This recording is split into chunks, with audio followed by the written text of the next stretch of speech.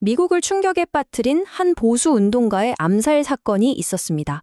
범인을 잡기 위한 대대적인 추적전이 벌어졌고, 이 사건 하나로 미국 사회는 그야말로 둘로 쪼개졌죠. 네, 오늘 다룰 이야기는 바로 찰리 커크 암살 사건입니다.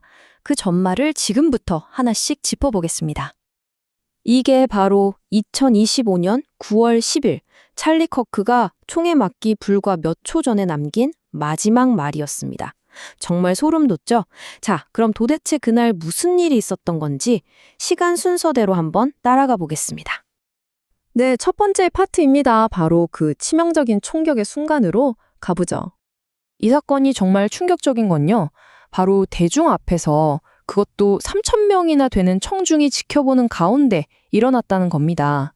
한창 공개 연설을 하고 있는데 어디선가 날아온 저격수의 총알 단 한 발에 커크는 그 자리에서 목숨을 잃었습니다. 네, 사건 자체만으로도 정말 충격적이죠. 그런데 이 사건이 미국 사회에 던진 파장이 어마어마했던 건 바로 희생자가 찰리 커크였기 때문입니다. 도대체 그가 어떤 인물이었길래 그랬을까요? 자, 이 부분이 아주 흥미로운데요. 커크가 어떻게 미국 정치의 중심에 서면서 동시에 이런 극심한 분열을 상징하는 인물이 되었는지 한번 살펴보겠습니다. 겨우 31살이었어요. 이 젊은 나이에 커크는 정말 어마어마한 영향력을 가진 인물이었습니다. 특히 그 포퓰리즘적인 메가 운동에서는 거의 가장 중요한 목소리 중 한 명으로 꼽혔죠. 그러니까 이 사람을 둘러싼 평가는 정말 극과 극이었습니다. 한쪽에서는 그를 없어서는 안 될 리더라고 치켜 세웠지만 다른 한쪽에서는 위험천만한 사산을 퍼뜨리는 사람이라고 아주 강하게 비판했죠. 정말 모순적인 인물이었던 겁니다. 이 말이 참 유명하죠. 총기 사망이라는 대가를 치르더라도 수정헌법 제2조를 지킬 가치가 있다. 커크는요, 이렇게 총기 소지 권리를 정말 강력하게 옹호했던 인물입니다. 심지어 인명피해를 감수해야 한다고까지 주장했으니까요. 그리고 바로 이 지점에서 이 사건에 정말 비극적인 아이러니가 드러납니다. 그가 그렇게까지 지키려고 했던 바로 그 총기 소지 권리를 상징하는 무기가 결국 자신의 생명을 앗아가는 데 사용됐다는 사실이죠. 참 뭐라고 말하기가 어렵네요. 자, 이렇게 유명 인사가 암살 당했으니 이제 미국 전역에서 범인을 찾기 위한 대대적인 추적이 시작됩니다. 범인은 아직 잡히지 않았고 당연히 FBI가 나섰습니다.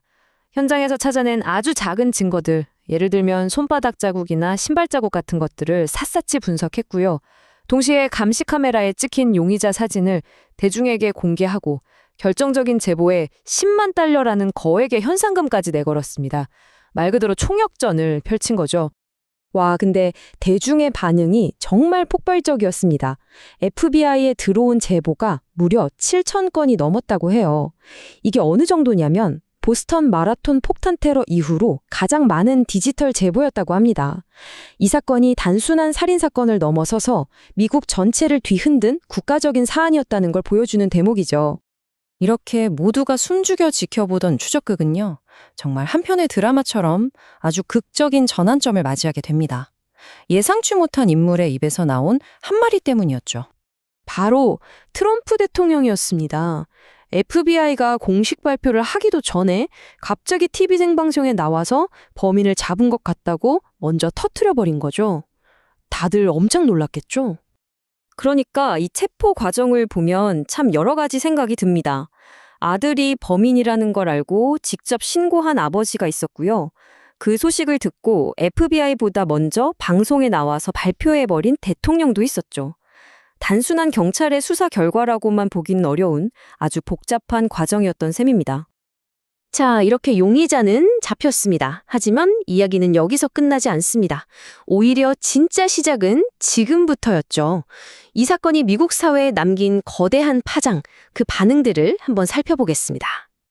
백악관의 반응은 아주 신속하고 또 상징적이었습니다. 미국 전역에 조기를 개항하라고 지시했고요. 부통령이 직접 유족과 함께 시신을 운구했습니다. 그리고 트럼프 대통령은 커크에게 미국 시민에게 주어지는 최고 영예인 대통령 자유훈장을 추서하겠다고 발표했죠. 그의 죽음을 국가적인 애도의 대상으로 격상시킨 겁니다. 하지만 백악관의 이런 움직임과 별개로 정치권의 반응은 예상대로였습니다. 완전히 둘로 갈렸죠. 공화당 쪽에서는 이게 다 진보 진영과 언론이 폭력을 선동한 탓이다라고 비난했고요. 반대로 민주당은 이 비극을 계기로 총기 규제를 강화해야 한다고 목소리를 높였습니다. 결국 이 비극마저도 각자의 정치적 주장을 위한 도구로 사용된 셈입니다. 결국 범인은 잡혔고 사건은 일단락되는 것처럼 보입니다. 하지만 과연 그럴까요? 찰리 코크라는 인물의 삶과 죽음, 그리고 그를 둘러싼 이 모든 논쟁은 어쩌면 이제 막 시작된 것일지도 모릅니다. 이 사건은 오늘날 미국의 정치적 폭력과 그 깊은 분열에 대해 우리에게 어떤 질문을 던지고 있을까요?